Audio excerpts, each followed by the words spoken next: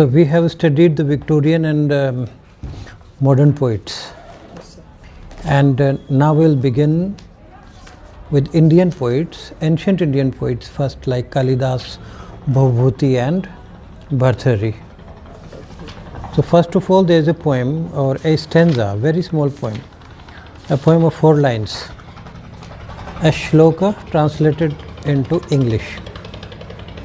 So this is written by Kalidas. Who was Kalidas? ऐसे there is no accurate date ascribed to Kalidas. हाँ, जितने भी great writers हैं, they have not written anything about themselves. Like all the ancient poets and writers, they haven't written anything. हाँ, you can take it. They haven't written anything about themselves. चाहे वेद व्यास हो, कालिदास हो, भर्तृहरि, भवभूति, किसी के बारे में हमें एक्यूरेट इंफॉर्मेशन ये नहीं मिलती. ठीक है. तो कालिदास के बारे में हाँ दे दो इसके लिए. कालिदास के बारे में हम इतना सा अंदाज़ा कुछ हिस्टोरियंस ने लगाया है कि विक्रमादित्य के टाइम में perhaps he worked in the court of that king. ये कह सकते हैं 4th से 5th सेंचुरी, यानी आज से 1600-1700 साल पहले.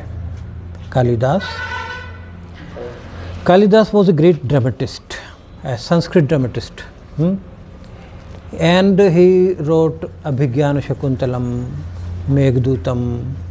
These were the plays written by Kalidas in Sanskrit.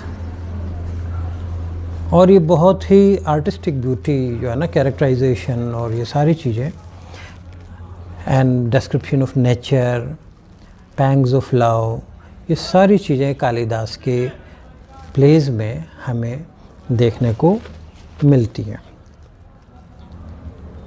तो कालिदास के बारे में वैसे तो बहुत सारी स्टोरीज़ बनाई हुई है कि भाई वो बहुत पहले समझदार नहीं था, बाद में he became a learned person, और he was cutting a branch of a tree on which he himself was sitting. ये सब myth है. There is no reality in these stories. क्योंकि कालिदास के बारे में भी किसी ने लिखा और कालिदास खुद ने भी अपने बारे में कुछ नहीं लिखा. तो हम केवल ये मान सकते हैं कि भाई ये तो सच है कि कालिदास ने मेघदूतम लिखी और है ना, ये प्लेज अभिज्ञान शकुंतलम ये लिखी, लेकिन कालिदास के बारे में हमें कोई बहुत क्लियर जानकारी नहीं है. ठीक है. कालिदास की जो ये पोइम है, जो स्टेंजा हम पढ़ने जा रहे हैं, is poetry always worthy when it's old. ये क्वेश्चन लिटरेचर में हमेशा से ही रहा है. क्रिटिक्स कहते हैं कि जिस वर्क ऑफ आर्ट ने टेस्ट ऑफ टाइम पास कर लिया है वो अपने आप में ग्रेट है. अब पूछोगे कैसे? क्रिटिक जैसे आप मान लो कोई अपन किसी मूवी के बारे में बात करते हैं पहले, तो मूवी एक तो ये है जैसे कल रिलीज़ हुई, अब अपन को कुछ पता नहीं उसके बारे में, कोई बताएगा साथी, तो उसकी तो पर्सनल ओपिनियन है. हो सकता है उसको कुछ चीज़ें कुछ मूवीज़ में पसंद आती हों जो अपन को नहीं आती हों, है ना. तो उसकी ओपिनियन सब्जेक्टिव ओपिनियन होती है, यानी उसकी पर्सनल ओपिनियन है कि इस पर्सनल व्यूज़ हैं. मान लो हम अखबारों में पढ़ें कि भाई क्रिटिक्स ने, let's see what critics have written about that particular film, तो क्रिटिक्स के भी अपने कंसिडरेशंस होते हैं, है ना. हो सकता है कि भाई आजकल समाज में क्या चल रहा है उसको देखकर क्रिटिक का भी व्यू बनाओ, तो उसका भी ऑब्जेक्टिव व्यू नहीं होता. तो हम कितने क्रिटिक्स को पढ़ेंगे, किसी ने तारीफ़ की, किसी ने बुराई की, तो यू विल गेट कन्फ्यूज्ड कि भाई क्लियर ही नहीं हुआ है तो और ज़्यादा, है ना. तो कुछ राइटर्स और लोग और सभी लोग कहते हैं, ये सही भी है, कि जिस वर्क ऑफ आर्ट ने टेस्ट ऑफ टाइम पास कर लिया है, जैसे महाभारत लिखी गई साहब आज से 2,500 से 3,000 साल के, तो अब इतने लोग सदियों से वो पीपल लाइक दिस वर्क, तो ये एक टेस्ट ऑफ टाइम पास कर लिया महाभारत ने। इसका मतलब है कि इसमें बहुत ही शानदार ये लिटरेचर है, रामायण है और जातक कथाएं है, पंचतंत्र है ना, हितोपदेश है, जातक सारी चीज़ें हैं। ये इतनी पॉपुलर है हाँ सैकड़ों साल से, और उनमें उतनी फ्रेशनेस है because they have passed the test of time. तो ये कह रहा है पहली लाइन में, क्या किसी वर्ग को इसीलिए वर्दी माना जाए कि उसने टेस्ट ऑफ टाइम पास कर लिया? जबकि ऐसी बहुत सारी बुक्स रिलीज़ होती हैं, लॉन्च होती हैं, फिल्म्स आती हैं, एकदम ऐसा लगता है बहुत ही शानदार आई, बहुत भीड़ गई, लेकिन एक हफ्ते बाद वो खाली हो जाती है, कोई उनका नाम भी नहीं जानता। तो इसका मतलब वो टेस्ट ऑफ टाइम पास करने लायक है ही नहीं। उनका एडवर्टाइजमेंट अच्छा रहा होगा, है ना, उनका कोई डिजाइनिंग, कॉस्ट्यूम, फैशन के हिसाब से वो अच्छी चली होंगी थोड़ी दिनों के लिए, लेकिन लास्टिंग इम्प्रेशन वो नहीं डाल पाई। They failed to create lasting impressions on the hearts of the audience और रीडर्स। तो कोई भी लिटरेचर, चाहे शेक्सपियरियन हो, ग्रीक हो, रोमन हो, या जब मतलब लिखी जाती रही है 50 साल पहले की भी, कोई अगर आज भी पॉपुलर है तो इसका मतलब टेस्ट ऑफ टाइम 50 साल का तो क्लियर कर ही लिया। हम उसकी वैल्यू को जान सकते हैं कि भाई ये पुरानी है। कोई फिल्म है, कोई सॉन्ग है जो हम हज़ारों बार सुन चुके, फिर भी हम सुनते हैं, हाँ, तो वो टेस्ट ऑफ टाइम उन्होंने पास कर लिया है। जबकि उसके बाद बहुत से सिंगर्स आए, बहुत पॉपुलर भी हुए अचानक, और अचानक गायब भी हो गए। तो वो उनमें कैपेसिटी नहीं थी टेस्ट ऑफ टाइम पास करने की। हैं आते हैं सिंगर्स, आते हैं 1-2 महीने तो वो धुआंधार, जो चैनल चलाओ वही वो नज़र आते हैं, है ना, और तीसरे चौथे महीने के बाद वो नज़र ही नहीं आते हैं। पंजाबी सिंगर हो गए, हाँ ये हाँ बिल्कुल, फूहड़ वगैरह सब हैं, सब चलते हैं, थोड़े दिन चल के गायब हो जाते हैं, क्योंकि वो टेस्ट ऑफ टाइम वाली उनकी कैपेसिटी नहीं है। तो ये श्लोक जो ये कह रहा है, जो ट्रांसलेटेड हम पढ़ रहे हैं कि is poetry always worthy when it it's old, and is it worthless then because it's new? Reader, decide yourself if this be true. Fools suspend judgment, waiting to be told. तो क्या इसलिए वर्दी है कोई पोइट्री क्योंकि ये old है और आज भी जिंदा है, और कोई दूसरी पोएम इसलिए वर्थलेस है क्योंकि नई है? हर नई तो ख़राब नहीं हो सकती, हो सकता है कि ये टेस्ट ऑफ टाइम, ये तो बाद में पता चलेगा ना, 1000 साल बाद पता चलेगा। कल मैंने कोई किताब लिख के छपाई, अब वो नई है इसलिए वर्थलेस है, ये तो कोई बात नहीं हुई ना। ये तो 500 साल बाद देखेंगे कि ये चल पाई या नहीं चल पाई। तो ये बात भी गलत है कि हर नई चीज़ वर्थलेस है। तो he calls upon the readers कि readers, it's up to you to decide. अगर if you are a wise reader, you will decide by yourself, थोड़ा सा discretion, you apply your mind and you will come to know of the value of a work of art. ये मूर्ख लोग होते हैं जो हमेशा इंतज़ार करते हैं कि कोई उनको दूसरा बताए कि ये वर्थलेस है या वर्दी है। पुरानी में तो अपने को क्लियर हो ही गया, भाई टेस्ट ऑफ टाइम इसने क्लियर कर लिया। But what about new things, new works of art, चाहे वो फिल्म हो, चाहे लिटरेचर हो, अब उसमें कैसे पता चले? उसमें तो पता लगाना मुश्किल है ना। तो इसलिए कह रहा है कि भाई थोड़ा आप भी अपना जजमेंट अप्लाई कीजिए, क्योंकि बिल्कुल ही आप वेट ही करो, 500 साल तो आप जिंदा नहीं रह सकते, तो आप वेट ही करते रहो कि कोई बताए, तो ये समझदारी नहीं है। ये तो हुआ कालिदास का एक श्लोक, है ना, 4th to 5th century AD, यानी अन्ना डोमिनी, क्राइस्ट को हम आज का जो ईयर है ना, हम क्राइस्ट का ईयर मान लेते हैं 2022 ईयर्स अगो क्राइस्ट पैदा हुए थे। तो 4th सेंचुरी एडी का मतलब है क्राइस्ट के पैदा होने के 400 साल निकल गए, तो 1600 साल बचे ना, तो अपन ये मान लेते हैं 1500-1600 साल पहले कालिदास हुए। अब जो नेक्स्ट श्लोक है that is written by Bhavabhuti. Bhavabhuti was also a well known poet, और भवभूति का जो सबसे पॉपुलर हमें आज जो याद है, वैसे तो 3 चीज़ें और भी थी, पर जो अभी जैसे उत्तर रामचरित है ना, एक तो रामचरित कौन सी है, जो हम राम ने सीता को प्राप्त किया और दे गो बैक टू अयोध्या, ये तो है ही, यहीं तक है। उत्तर रामचरित में then what happens afterwards, Ram Rajya, Ram का शासन एंड सीता लेफ्ट राम, हाँ, लव कुश की स्टोरी, ये सब उत्तर रामचरित में आती है जो भवभूति ने लिखी थी। ये 8th सेंचुरी मान सकते हैं हम आज से 1400 ईयर्स, 14 नहीं 1200 ईयर्स के आसपास, ये first half of the 8th century. Bhavabhuti का भी बिल्कुल क्लियर हम कुछ नहीं जानते हैं हिस्टोरियंस कि किसके टाइम में किस जगह, बहुत क्लियर नहीं है, बिकॉज खुद के बारे में ग्रेट राइटर्स,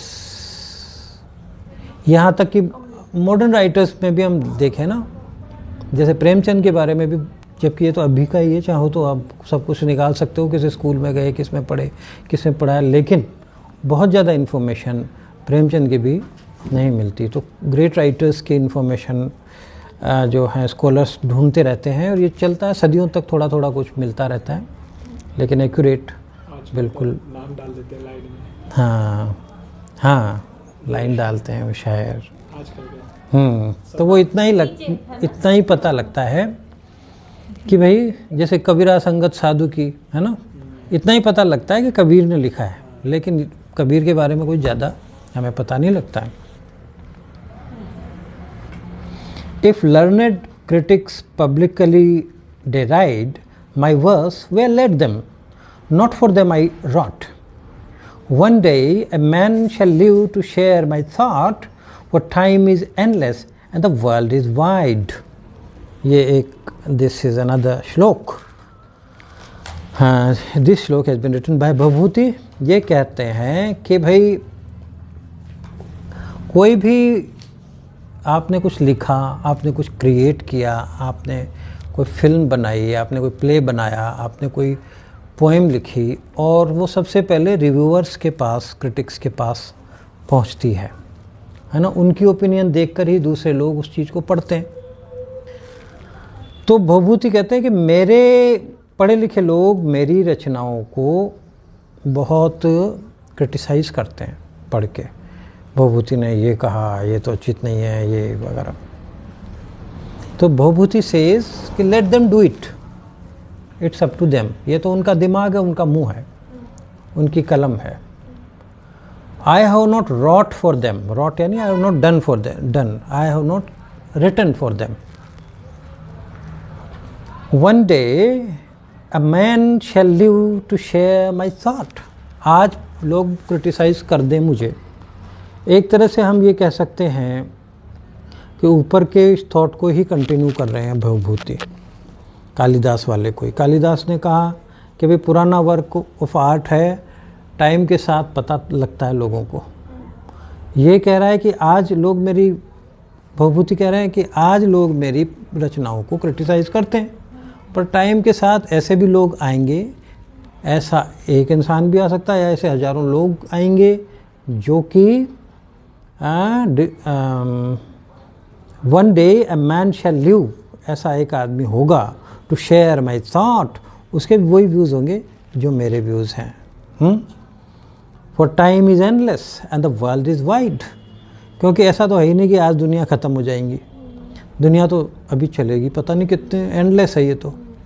और वर्ल्ड भी ऐसा नहीं है कि मेरा ही गांव पूरी दुनिया है। जब मेरा वर्क पहुंचेगा दूसरे गांवों, दूसरे देशों में, है ना, और एक सेंचुरी क्रॉस करके दूसरी सेंचुरी में, तब जब मैं भी नहीं रहूँगा और मेरा गांव भी नहीं रहेगा और मेरा देश भी नहीं रहेगा, तब कोई ना कोई तो ऐसा होगा who will share my views और who will appreciate my work. मच्छर है ना? हाँ, मैं यहाँ दिन भर रहता हूँ।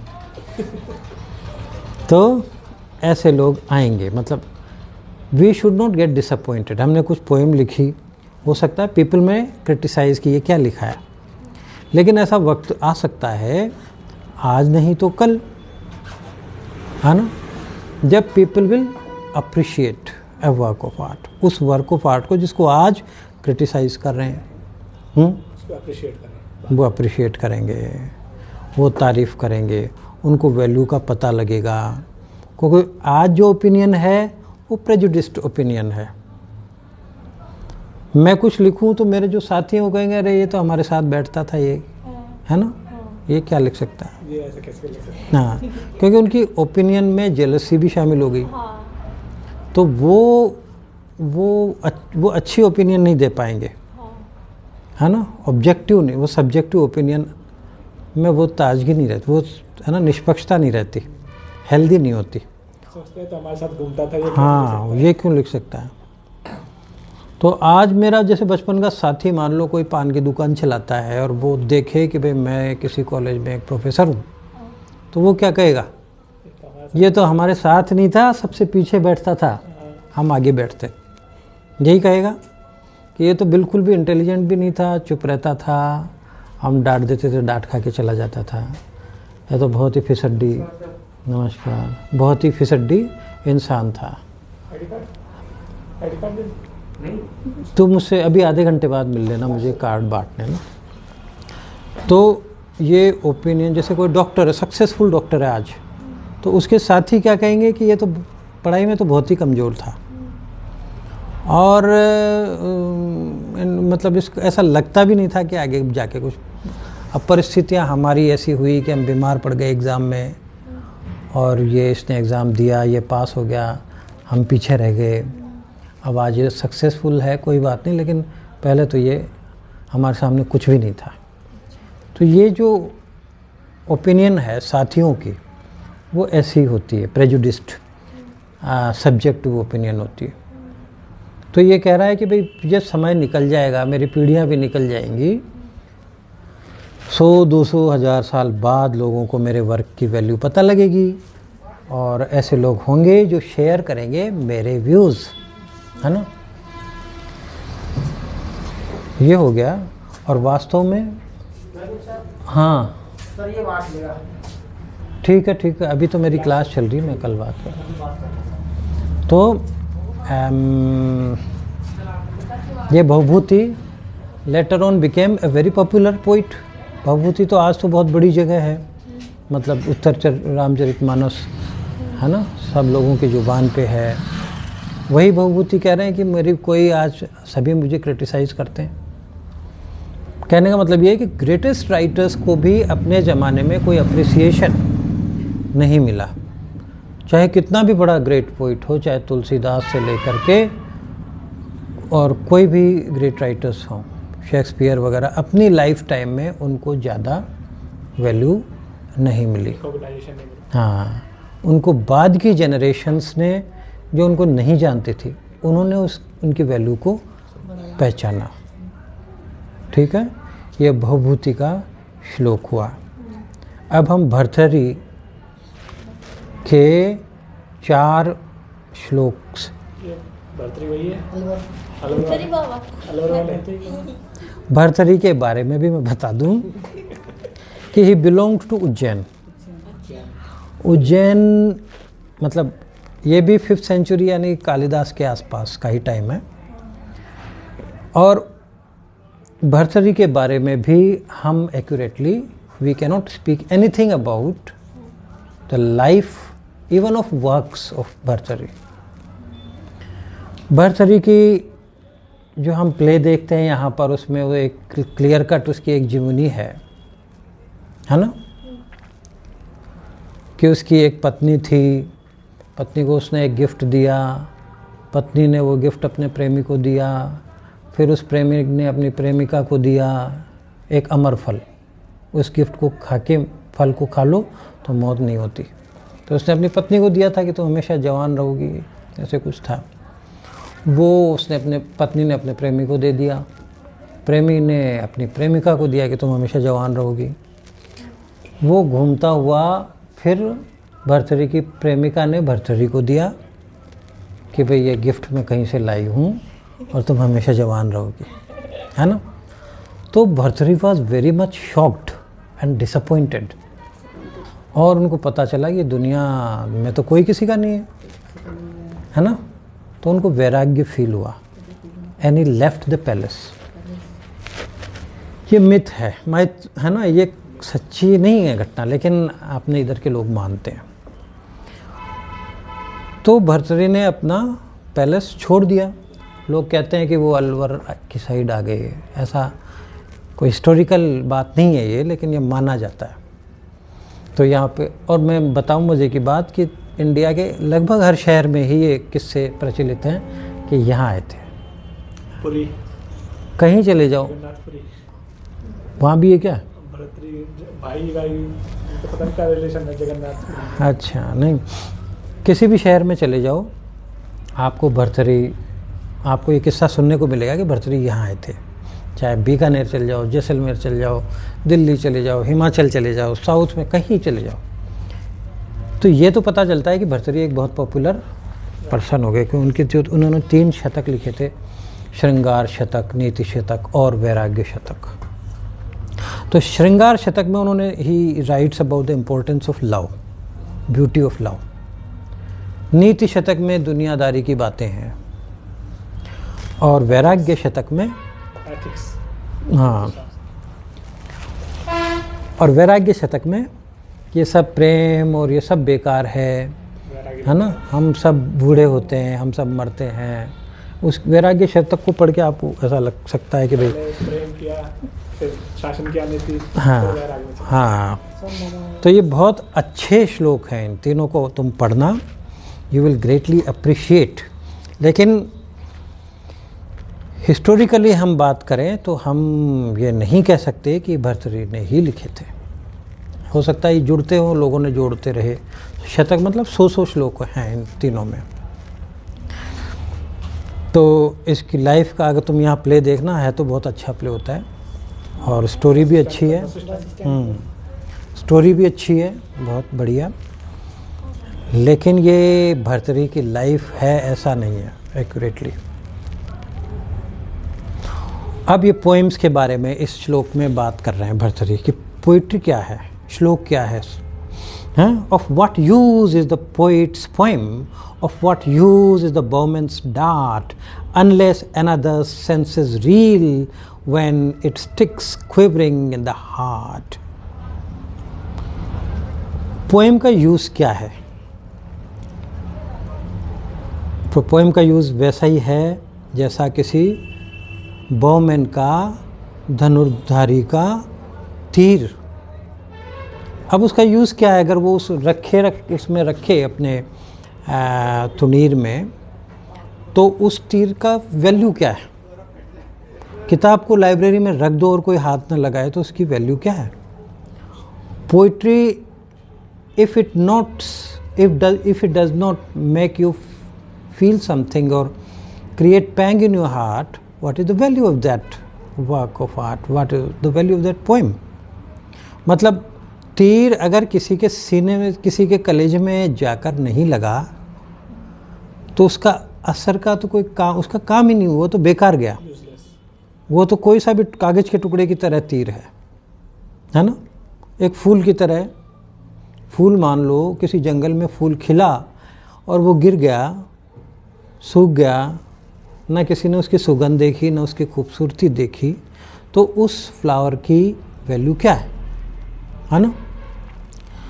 तो यहाँ ये कह रहा है कि जिस तरह तीर कलेजे में जाके लगता है और घायल कर देता है, उसी तरह से ग्रेट पोइट्री ये क्या करती है? अनलेस अनदर सेंसेस रील, अगर दूसरे के सेंसेस को, सेंस होते हैं ना हमारे, जैसे आँख का, हाँ, अगर ये घायल नहीं हो जाए, अगर ये दिल में मतलब when it sticks quivering in the heart, कांपते हुए सीधा जाके हार्ट में न लगे तीर, तो या पोएम,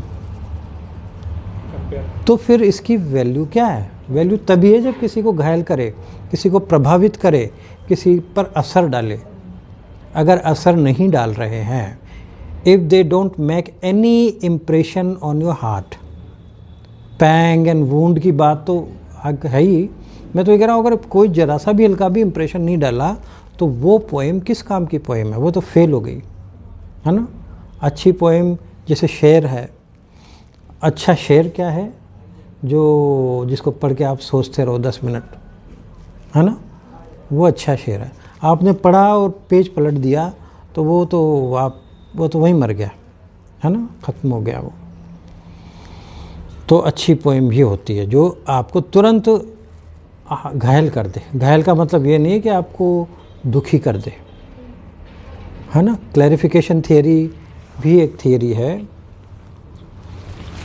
क्या है? कोई चीज़ आपने जानी अचानक, आपको पता भी थी लेकिन आपने अचानक जानी तो आप बहुत ज़्यादा खुश होते हो। क्यूरियोसिटी। हाँ, आपको क्लैरिफाई हो गया, कोई कॉन्सेप्ट आपके दिमाग में था, आपने वो पढ़ा और वो और ज़्यादा आपको लगा हाँ बिल्कुल मेरे दिल की बात। अलेक्जेंडर पोप कहता है कि कोई भी वर्क ऑफ आर्ट को पढ़कर अगर आपको ये लगे कि what oft was thought but never so well expressed, कि मैंने भी ये का यही सोचा था लेकिन मैंने कहा नहीं, वही अच्छा लिटरेचर है ना। आपके दिमाग में आपको ये लगे कि हाँ नई चीज़ है, ठीक है, वो अच्छा नहीं है। आपको ये लगना चाहिए कि ये का यही मैंने सोचा था पर मेरे पास शब्द नहीं थे या कहने का मौका नहीं मिला या कह नहीं पाया, वो असली लिटरेचर है। खुद के ऊपर फील करते हैं। हाँ, है ना। कोई भी शेर हो, कोई पोएम हो, अगर आपको ये लगे कि हाँ मेरे दिमाग में भी यही चल रहा था, तो वो अच्छी लिटरेचर है। तो ऐसे ये कह रहा है कि भाई कोई आपके दिल को घायल कर दे, आपको प्रभावित कर दे, आप पर असर डाले, तो वो गुड लिटरेचर है ना।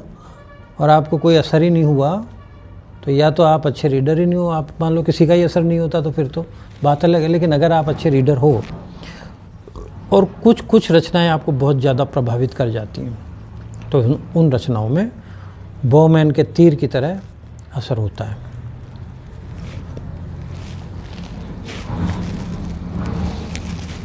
Scoundrels without the wit to fit a word or two of verse together are daunted not a whit to sit in judgment on the abstruse poetry of another.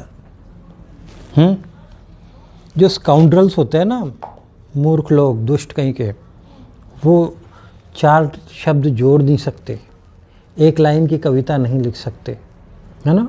Scoundrels without a विट, जिनमें इतना दिमाग नहीं हो सकता कि वो fit कर सकें ए वर्ड और two of verse together, poem के 1 या 2 शब्दों को भी नहीं जोड़ के कोई कविता बना सकें, वो लोग क्या करते हैं?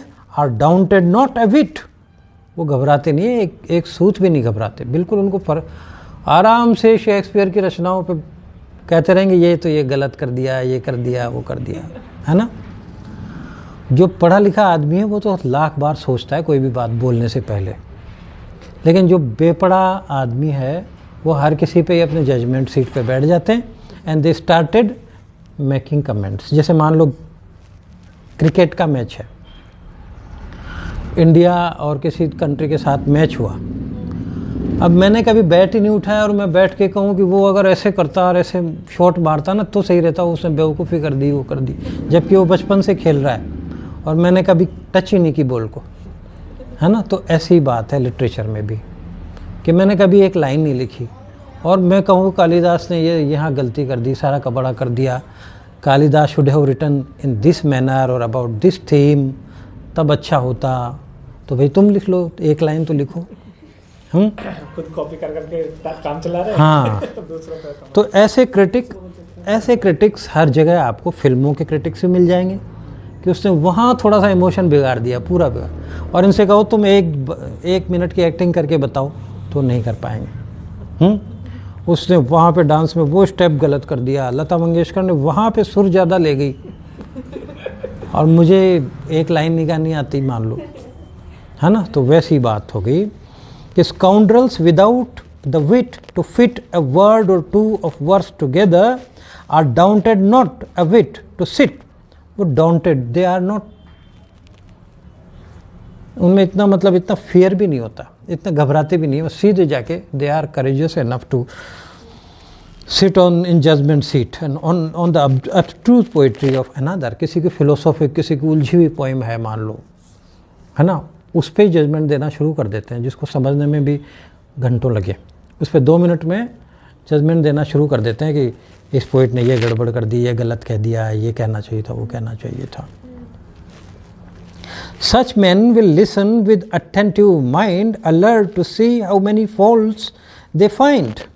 ऐसे लोग क्या करते हैं, मान लो ऐसे लोग के सामने मैं अपनी कविता सुनाऊं तो वो पूरा ध्यान लगा के गलतियों की तरफ कान लगाएंगे, क्या क्या गलतियां करता है। जो अच्छाई है, जो खूबसूरत बातें हैं, जो पोएम की है, जो प्रभावित कर, उसको तो चलो जाने दो, निकलने दो, गलती क्या कर रहा है, सारा ध्यान। Such man will listen with attentive mind, attentive mind से पूरा ध्यान लगा करके सुनेंगे। Alert to see how many faults they find, तो बहुत अलर्ट होके मूवी देखने जाएंगे तो गलतियां ढूंढेंगे, डायरेक्टर ने कहाँ कोई ड्रेस में कोई गलती कर दी हो, रिपीट करवा दी हो। मैच में देखेंगे तो गलतियां देखने के लिए बैठे रहेंगे दिन भर की, कहीं कोई गलती करे, तभी तो 4 लोगों में जाके मैं बताऊंगा भाई देखो उसने, मैंने ये पकड़ ली गलती पे, है ना। हाँ, तो वो लोग उस चीज़ को नहीं देख रहे जो अच्छाइयाँ हैं, जो खूबसूरत, वो एंजॉय नहीं कर पाते, ना लिटरेचर को, ना म्यूज़िक को, ना गेम्स को, किसी को। उनका दिमाग तो उस कचरे की तरफ है कि कहीं मिले। किसी के घर में गया तो मैं हमेशा देखता रहूँगा कितने मकड़ी के जाले हैं। कई लोग ऐसे ही आते हैं, नई गाड़ी ली, हाँ, गाड़ी में स्क्रैच है, मतलब कहीं नहीं है, हाँ, हो गया ले। हाँ, ऐसे करते हैं, ऐसे भी होते हैं लोग। तो वो नेगेटिविटी होती है। किसी के घर गए तो सारा दिमाग इसमें लगाएंगे कि भाई कोई गंदगी, कोई मकड़ी का जाला हो, कोई स्पॉट लग रहा हो, कोई डर्ट हो, कोई फिल्थ हो। अब ये जब से मच्छर देख रही है और कुछ नहीं देख रही है, है ना। तो बैठा तो मैं भी हूँ, ये भी है, लेकिन मच्छर इसी को दिखाई दे रहे हैं। तो ये है कि भाई फॉल्ट्स कहाँ मिले। कोई मैं पोइम पढ़ रहा हूँ तो देखें कोई मात्रा की गलती हो जाए या कोई श्लोक बिगड़ जाए तो ज़्यादा मजा आए। And if they are vexed because they fail to grasp the sense of works conceived for readers of intelligence, और अगर वो वेक्स्ड हो जाए, परेशान हो जाए कि कोई गलती नहीं मिली, गलती नहीं मिली और मतलब उनको समझ में नहीं आया मान लो, तो ऐसे वर्क्स में जो इंटेलिजेंट रीडर्स के लिए लिखे हों, है ना। जैसे वाल्मीकि की रामायण को मैं ढूंढूं गलती, तो एक तो मुझे श्लोक ही समझ में नहीं आएंगे संस्कृत के, क्यों मेरे जैसे लोगों के लिए लिखी नहीं वो। मैं परेशान हो के मैं इसको पटक दूंगा कि वाल्मीकि तो समझ में ही नहीं आ रहा। And if they are vexed, if they are perturbed, disturbed because they fail to grasp the sense, क्योंकि वो सेंस पकड़ पाने में फेल हो जाते हैं, ऑफ वर्क्स, उन रचनाओं का, conceived for readers of intelligence, जो इंटेलिजेंट रीडर्स के लिए बनाई गई थी, they naturally do not blame their foolishness, तो वो ये नहीं कहते कि मैं ही समझदार नहीं हूँ, हैं, मुझे समझ में नहीं आया तो मैं ये नहीं कहूँगा कि मैं ही समझदार नहीं हूँ। वो क्या करते हैं, A girl who is less than perfect always blames the dress. ऐसी वो उस लड़की की तरह होते हैं जो जिसको अच्छी तरह डांस करना नहीं आता या एक्टिंग करनी नहीं आती, तो वो कहती है कि भाई मुझे ड्रेस गलत दे, कॉस्ट्यूम गलत पहना दिया, हाँ, इस तरह का। तो वो ब्लेम लगाने लग जाते हैं कि भाई इसमें मात्राएं गलत है, ये वर्क में मिस्टेक्स बहुत हैं, इसलिए मुझे समझ में नहीं आई, नहीं तो मैं बता देता, है ना। चले नेक्स्ट श्लोक।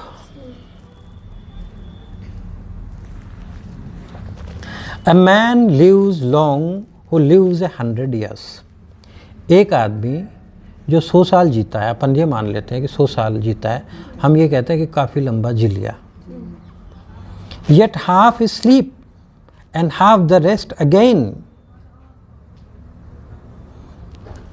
अब उस 100 साल में से हम काम की ज़िंदगी निकालें तो आधी ज़िंदगी तो 50% तो सोने में ही गई, तो 50 साल ही बचे अपने अवेक में।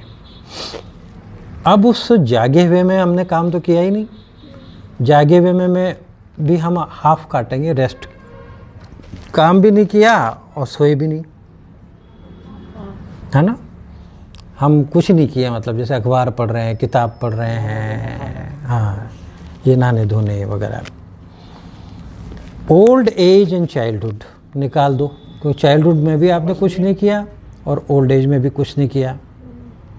For the rest a man lives close companion to disease and tears. अब ये 25-20 साल कुछ बचे, इन 20-25 सालों में लिव्स, एक इंसान बहुत क्लोज कंपेनियनशिप में रहता है, किसके? बीमारियों के, आंसुओं के, यानी कोई साथी मर गया, कोई रिश्तेदार मर गया, किसी के क्या हो गया, किसी का इलाज करवाने में टाइम लग गए बरसों, losing his love, working for other man, कभी दूसरों के लिए काम कर रहे हो, कभी प्रेमिका खो गई, छोड़ गई, ब्रेकअप हो गया। Where can joy find space in this life short span? तो जॉय तो इतने से छोटे, ये तो मतलब 100 साल के अपने लाइफ में जॉय कितना सा है, वैराग्य शतक। तो आप ये सोचो, ज़िंदगी तो खुशी का नाम है, खुशी का नाम नहीं है। आप हिसाब लगाओ ना, तो खुशी तो बहुत ही कम मिली, है ना। इतने छोटे से स्पेन में जॉय कहाँ मिला? बीमारियाँ मिली, लोगों को खोया, आंसू, खुद सोने में निकल गया। तो हमारे जीवन में जॉय तो बहुत ही कम है। And this is the last stanza. Do not go, I could say. मतलब ये मानो कि कोई पत्नी का प्रेमी पत्नी का पति युद्ध करने जा रहा है, तो पत्नी के सामने एक धर्म संकट होता है कि क्या कहूँ, मैं ये कहूँ कि जाओ या ये कहूँ कि मत जाओ। Do not go, I could say, but this is inauspicious. ये तो अशुभ हो जाएगा। मान लो कुछ हो जाए तो ये रहेगा कि ये रोक रही थी, जाने देती वेलकम करके, और मैं कहूँ ऑल राइट गो, तो ये तो लवलेस हो जाएगा कि इसको तो कोई इंटरेस्ट ही नहीं, चाहती ये है कि मैं चला जाऊँ। इसीलिए तो घरों में झगड़े होते हैं कि भाई वो क्या कहे, वो कहे जाओ तो पति को गुस्सा है, वो कहे मत जाओ तो गुस्सा है। जो कहना, हाँ आपकी खबर ही आएगी। हाँ, आपकी खबर आएगी। स्टे विद मी, मैं कहूँ यहीं ठहरो, मेरे साथ ही रहो, तो ऐसा लगेगा हुक्म देने वाली हूँ, इम्पीरियस हूँ। Do as you wish. अगर मैं कहूँ जो भी तुम्हारी मर्जी वो करो, तुम्हें रुकना है तो रुक जाओ, जाना है तो जाओ, तो क्या लगेगा?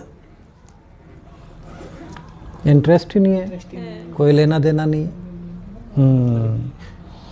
तो मैं ये कहूँ कि भाई देख लो, तुम्हारी जो मर्जी वो करो, तो उसमें इंडिफरेंस शो होगा। एंड इफ़ आई से, और अगर मैं ये कहूँ कि I will die when you are gone,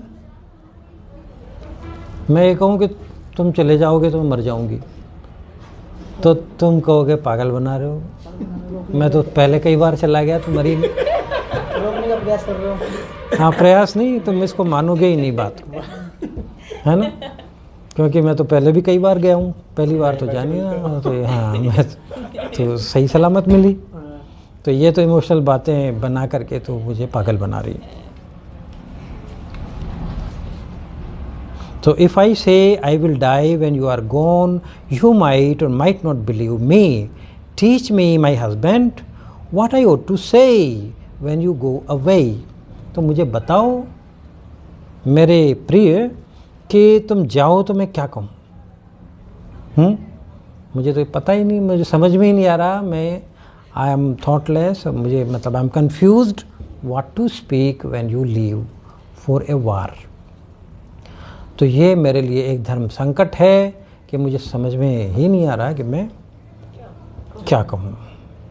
ये एक महिला का एक कन्फ्यूज़न इस पोएम में, इस श्लोक में शो किया है भर्तृहरि ने, है ना। तो भर्तृहरि और कालिदास हम कह सकते हैं कि उज्जैन के ही हैं। 300-400 साल का इनका, 400 साल का डिफरेंस है इनका अंदाजन। अब अपन यहाँ कहते हैं ना, यहाँ पे इनकी गद्दी थी, यहाँ बैठते थे, यहाँ जाते थे, यहाँ वो सब ऐसा कुछ। ऐसे पांडवों के लिए मिलेगा, हर शहर में पांडव यहाँ आए थे, पांडुपोल आए थे। हर शहर में पांडुपोल है ना, पानी निकाल के चले। पांडुपोल जैसे है ना, हर शहर में ये आपको